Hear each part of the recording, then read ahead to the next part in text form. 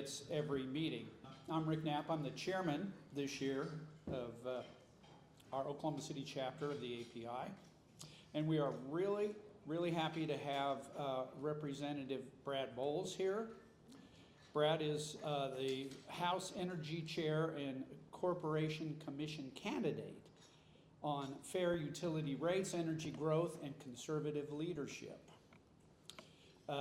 Brad is a longtime Oklahoman small business leader and a Republican state representative from House District 51, which includes one of my favorite towns of Marlow, where he's from. Currently serving as chair of the House Energy and Natural Resources Oversight Committee. He earned an MBA in finance and helped grow his family's manufacturing company from about 100 people to nearly 500 employees before its sale. Then he co-founded another successful multi-state business. Mr. Boles also has served as the mayor of Marlow, that town I was talking about. He's president of the local Chamber of Commerce, a school board member, and in church leadership roles. In the legislature, he's earned multiple awards for conservative leadership and authored the Behind the Meter energy policy that attracted significant investment to Oklahoma's energy sector. In his campaign for the corporation commissioner, Mr. Boles emphasizes protecting utility taxpayers, ensuring fair rates, and fighting unnecessary regulation while defending energy jobs and independence, something that we all are very in tune with. He also advocates for responsible energy development, economic growth, and cutting red tape to support Oklahoma businesses and families. And there are some pamphlets. Are you passing them out to everybody? Okay, so everybody should have one. It's probably sitting on your tables. So, without any further talking from me, let's welcome Representative Boles.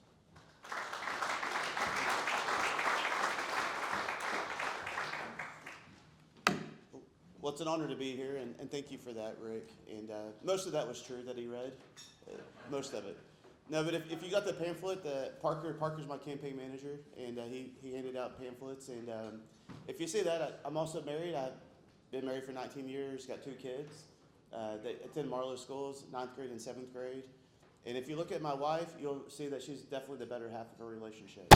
And we actually met in college, and I was the first guy that she met on campus. And so I had to get in early before she realized she had better opportunities outside of me. But as Rick said, so I'm from Marlow, basically born and raised there my whole life. Went off to college, played baseball in college. I was the first person in my family that went to college and graduated. Baseball paid for my way, and thought I was going to go pro in baseball, but the Major League had different ideas than I did on that. And so finished baseball, and did 2 things that I said I was never going to do growing up. And even though I love my hometown, as someone from a small town, I just was ready to get out of there. And said I was never moving back to Marlow, and I was never working in the family business. And I got my MBA in finance, and guess what? I realized I got married. I was like, you know what? Maybe the best opportunity is to move back to Marlow and help in the family business. And so did that for a couple of years, and at 24 years old, became president of our company. And we grew it from 100 employees over the next 12 years to almost 500 employees. And we sold to a company you're probably familiar with, the company called NOV out of Houston, National Oil Barco. Stayed there for a few years until the transition, and started a staffing company. We knew as we grew from 100 to 500 employees, it was very difficult to find good skilled welders. And so instead of complaining about it all the time, I was like, you know what, maybe we could have a solution for that. So we created a staffing company that was in the welding industry.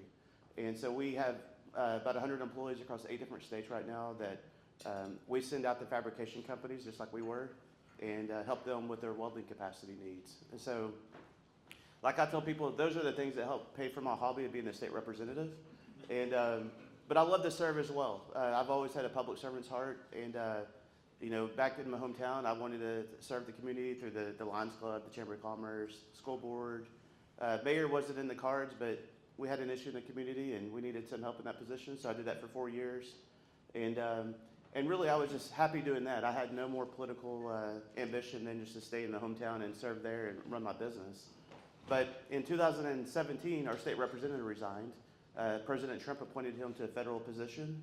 And there was an opportunity. At that time, our state was in a bad situation. We had over almost $1 billion of deficits and also no savings account. And so probably the worst time to run for state office politically. And for whatever reason, I felt God called me to that opportunity. So ran for state representative, won that. And over the past 8 years, or 9 years now, I've been in the state house. I feel like in Oklahoma, we definitely still have our challenges, definitely. But we've made a lot of progress forward. We've increased our reserves from 0 to almost $4 billion, which is about 30% of our annual revenue that we spend. And so we built that up to the largest in state history. And at the same time, we've given back over $1.5 billion of taxes back to the people through income tax reductions, grocery sales tax reductions, corporate reductions. And so I think it just proves, if you look across the country, a lot of states that are getting in fiscal situations, what their answer is to raise taxes. And if we raise taxes, we get more revenue, right? That's what you think. But we've proven in Oklahoma, if you actually lower your taxes, you can get more revenue. And so at the same time that we've given taxes back to the people and businesses, they spent that money, and that money has stayed in the economy and has circulated multiple times, which has increased our state revenue. Even though we have less tax rates, we're getting more tax revenue. And so that's afforded us the opportunities to invest in Oklahoma through education. We've invested a lot there. We were just talking about at table. We got to improve our student outcomes. That's one thing that we really got to work on. We've given more money to public ed, but we haven't seen the outcomes increase at the pace that we want. So that's a focus this year in the legislature. And but really, it's just been an honor to serve in the state house. I've been the chair of energy the past 5 years. And obviously my career, so our manufacturing company that we ran was in the energy sector. So we built a lot of oil and gas equipment in the cementing industry. So our customers were like the service companies, Halliburton, Schlumberger, Baker Hughes, all of those type of companies that are cement service providers. And so we built the storage trailers, the transport trailers, the bulk cement plants. We built some pumping cementing equipment as well. So that was kind of my background in energy. So I understand what you guys go through in the good times and the bad times. And I think I became president of our company in 2008, and it was a great year. If you remember 2008, oil prices were good, natural gas prices were great. I was 24 years old, and we went from, I think, 100 employees to about 300 employees that year. And everyone in my town thought I was the smartest kid around. They're like, man, what is that guy doing? And then 2009 and 10 happened. And y'all probably remember 2009 and 10 where everything just caved. And we had to do a lot of layoffs. And then I think everyone thought, what in the heck is that guy doing? He doesn't know anything what he's doing. You know, and so going through the ups and downs, and you know, it's a great industry. It provides great jobs. It's the most important industry we have in our state of Oklahoma. I think 1 in 5 jobs are tied to the industry, and 30 to 40% of our tax revenue, if you look at all tax revenue, through gross production tax, income tax, corporate tax, comes from the oil and gas industry. And so, so speaking of that, so that's why I think it's important. The Corporation Commission position that I'm running for, I think is very important because they regulate the oil and gas industry. You know, the legislature puts rules in place, but the commission decides how to interpret those rules and legislate and how to regulate that industry. And we've seen across the country where there's states that are very punitive to oil and gas. They want to get rid of that industry. They want to, you know, attack them and make costs so high, regulations so high that it's almost uneconomical to produce. And we want to make sure in Oklahoma we don't do that. We want to make sure that that industry has a friend here in Oklahoma through the legislature, the Corporation Commission, that we want to help you succeed. We know if oil and gas industry is successful, our state's successful. And the more money we have from being successful, we can invest back into our state. And so that's why I'm running for the commission. We have a Corporation Commissioner, Todd Hyatt, terms out this year. He's served for 12 years. And so it's an open seat. And as I've passed energy policy the past 5 years, I've really dug into that. Energy policy is very fascinating to me. It's not just black and white. There's a lot of gray areas in trying to figure out how do we position our state to be the most pro-energy state in the country. There's a lot of different ideas of how to do that. And so just really loved digging into that policy, and I'm hoping at the commission I can continue that. Also, another thing is, as we look across the country, grid reliability is a big deal. You see in some states, economic developers, the first thing when companies want to move to your state, they want to talk about nowadays is what type of energy capacity do we have? And can we meet those needs? And I think Oklahoma is well positioned to capitalize on that. We got abundant resources of natural gas, as you all know, a lot of pipelines to get it from here to there. And so I think we're well positioned for the future growth of the country. We're seeing a lot of onshoring and manufacturing due to President Trump's administration and the policies they have. A lot of companies coming from overseas back to America. And so I think Oklahoma will win a good amount of those opportunities. AI is really changing the dynamics of the grid. In Oklahoma, we use about 9 gigawatts of power. 9 gigawatts of power. And what we're looking at, it's taken over 100 years to get to 9 gigawatts of power, okay? We're looking at over the next 5 to 7 years needing to double our electricity demand or capacity to meet that demand. And so it's taken 100 years to get to this point, and in 7 to 10 years, we'll double our capacity, or we'll need to, due to demand. So I think that's a great opportunity for natural gas producers right here in our state to take advantage of that.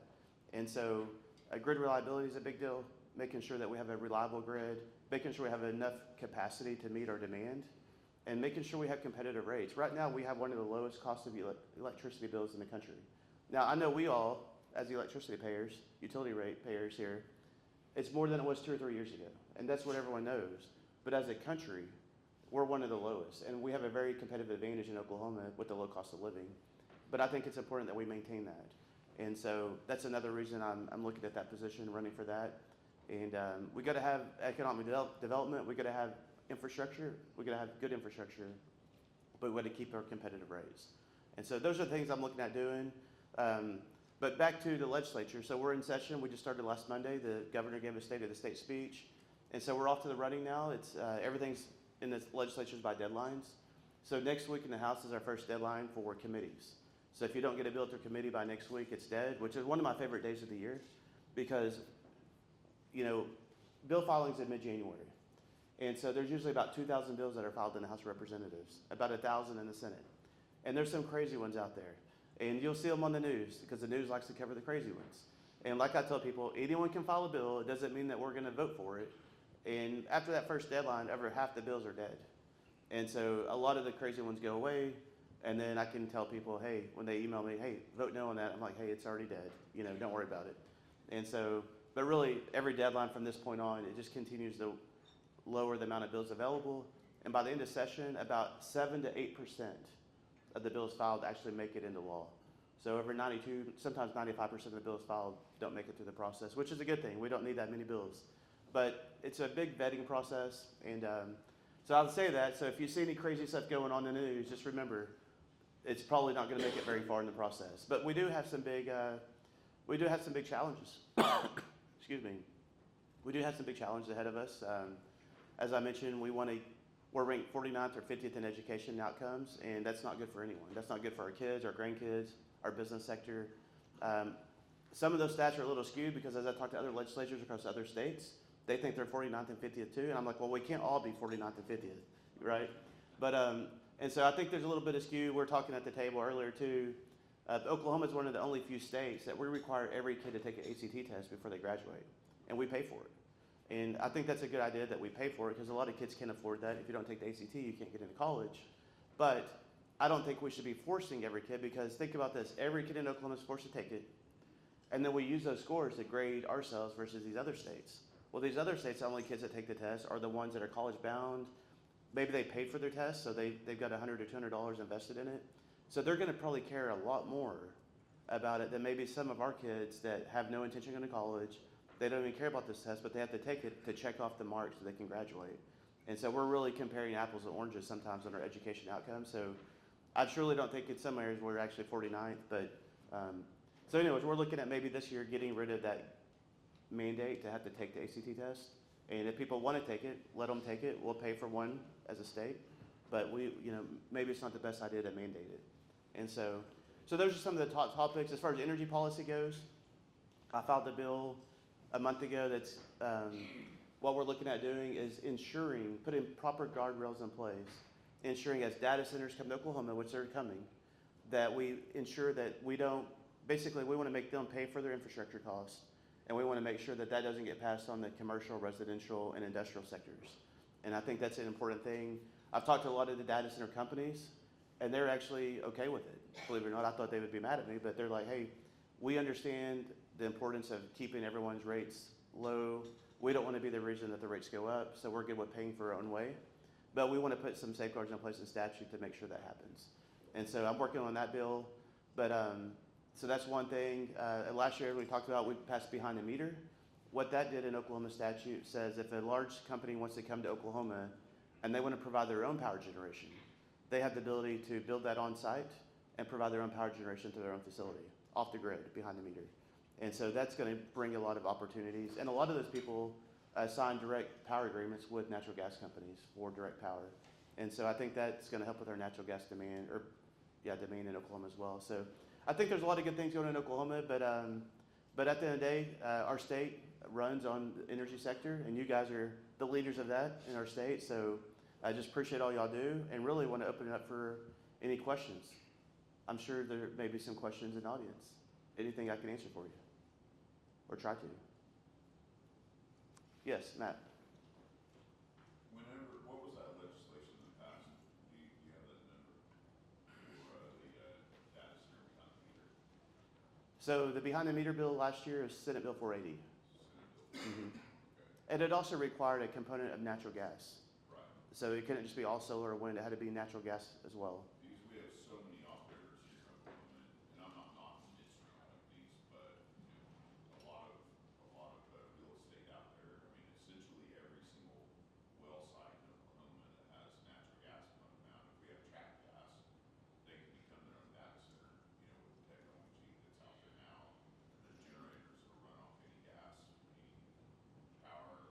That generator, that they could easily bring out the mobile data centers now. For a lot of people that don't understand data centers, it's just a powered trailer with rack space in it. Put any type of computer in there you want. The bottleneck, of course, is getting the internet out there, but it's a lot cheaper to run a fiber optic cable out to a well site than it is a pipeline. Yeah. So it looks like it's an opportunity for all the small mom and pop operators out there to maybe relook at their well sites and repurpose them, in another way to be profitable. Yeah, I think that's a good point. All in under that, I would say. That's a good point. I'll tell you, these data centers, the hyperscale data centers that we have coming to Oklahoma, just to give you an idea, the scale that they have. And so, as I mentioned, the whole state of Oklahoma has about 9 gigawatts of power that we use, and one data center can be up to 1 gigawatt. And so you got one facility that could be almost 10% of the power of the entire state of Oklahoma in one location. And so that capacity is hard to even put your head around. It's equal to maybe 400,000 or 500,000 households of power for one data center. And so definitely it's a game changer to the grid and to really economic development. I don't remember, so, I was up there with Lloyd Fussell, that Prieto, and I was working on that deal to make, something like that happen, come in, drill a well just for gas, get all that work in. And, one of the things I saw, there were some people at that meeting that were part of the, power supply of Oklahoma, if you will, the monopolies, the power, us, and they really do think those power lines out there are theirs, that we didn't somehow pay for them, to get ran.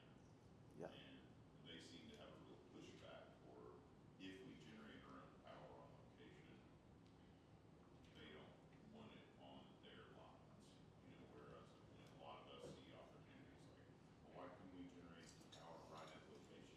Why do we have to have it down the pipeline, and you guys dictate how much we, make on our, products? We can generate our own power and sell it back to the grid, for ourselves. Yeah, I mean, with the demand that we're seeing, I think that's definitely another option that we need to look into for sure. So, and we also passed a bill last year. We have about 18,000 orphaned and abandoned wells in Oklahoma that we know about, but some of these wells have been abandoned or orphaned that weren't economical, and now with new technology, maybe they are. And so I authored a bill last year that said if industry wants to take any of those off our list, they can take ownership of that with no cost. They're going to put up a bond, so if they have to turn it back in Oklahoma, we get a bond to pay for the plugging. But the first 3 years, they get a 50% GPT tax reduction. and to give them an incentive to invest and work over the well and make it back into production. And so, because right now the state's not getting any revenue from these. And so if we can take the liability off the state, maybe $25,000 a well to plug, if we can take that liability away from the state and take a well that's not producing any revenue to back to the private sector and create some GPT, it's good for industry, it's good for the state of Oklahoma. You had a question? Yeah. Recently, there's been a couple big announcements for some movement out of the state of Oklahoma in the oil and gas industry. The discussions that I've seen are more related to tax incentives and tax purposes. It seems like more and more we're hearing about ad valorem being taken away or canceled or changed in some way. Are you seeing legislation that looks like that anyway, or incentivized programs for these companies to stick around? That's a good point. So there's a potential state question going through. It's getting signatures right now. That's an initiative petition to get rid of all homestead exemption. And so what that would do is everyone, whatever house you live in, you can apply for a homestead exemption and not pay property tax on that house. The concerns we have with that is two things. One, 83% of our public schools revenue comes from local ad valorem tax. And so we either got to backfill that or we're going to have a huge cut in public ed to the point where they can't sustain. And so if we have to backfill that revenue, the question is, how do we do that? And so my concern is if that passes, that revenue that we're basically giving tax breaks for all of our homes is going to get pushed to the industrial, commercial, agriculture, everyone else that pays property tax. And that's a concern for me because it won't be good for the business sector because there will be a big increase on your property tax there. So what I think is some common sense reform on property tax where maybe we increase the homestead exemption up. I think right now it's like $1,000. Maybe we move it up to the first $4,000 or $5,000, like something that's more manageable. And then freezing valuations when people are 65 years old, when they retire. Freeze that valuation. That way you still pay property tax on that value of your house, but your house can't go up in value from that point forward. Because we're seeing in my district, like I think about Tuttle, Bridge Creek, Newcastle, that area, I mean, and Blanchard. So basically they're growing. And so there's literally people that retired at 65 in a $150,000 house, and now their house is valued at $300,000 10 years later. And so their property tax has doubled in value. And maybe they're on fixed income and they didn't plan for that. So I think we got to look at addressing that. But for me, I think we always, we put it, so talking about incentives, we put something in place last year. We did a 0.25% income tax break to do it from 4.75 to 4.5. If you look at the legislature, I think it was 20 to 25 years ago, we were at 7% income tax.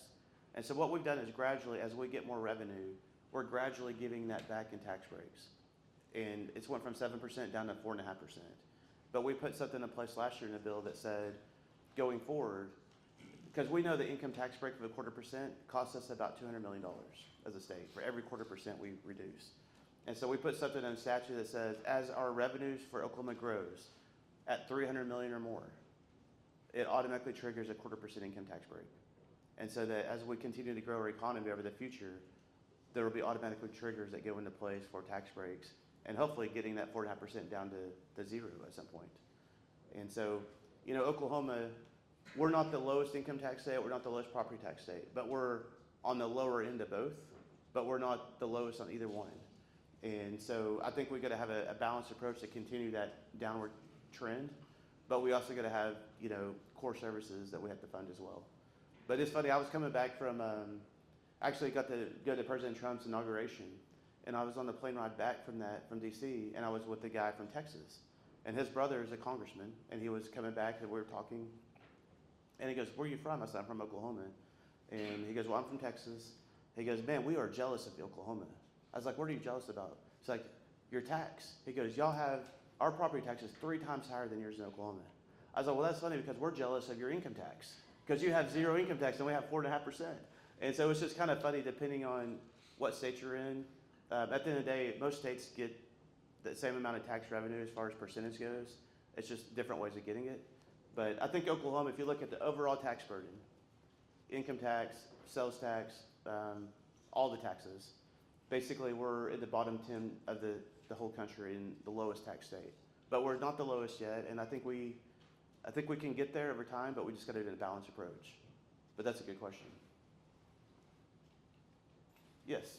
How do you decide where the data centers go, and what, are we putting in more protections for eminent domain, like for private citizens? Because I've heard some controversies at the moment over that. No, that's a great question. So last year, that was a big fight in the legislature, is eminent domain. And so we passed a bill last year that basically said, if you're gonna put transmission lines on private property, basically they have to come, if you're gonna go to eminent domain, because in the past, a lot of these companies would just go straight to FERC in DC and get approval. Then they come here and try to negotiate, but they don't have a lot of leverage to negotiate with you if they know that they have eminent domain status if you don't agree to their terms. And then you have a long drawn out process, right?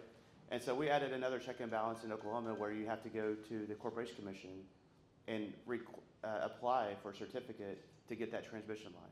And we think that's a better thing because the Corporation Commissioners are elected by Oklahomans.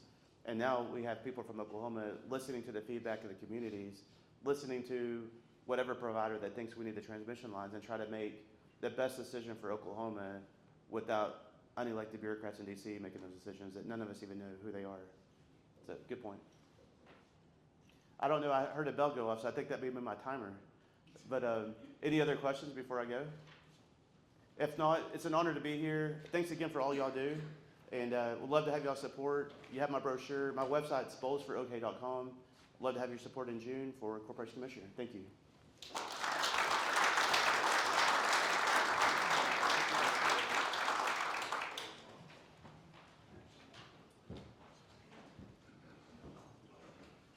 Thank you so much, Brad. Just have a couple of announcements here. Our next meeting next month is March 12th, Thursday. We have John Eccles, the former state representative and candidate for the Oklahoma Attorney General position.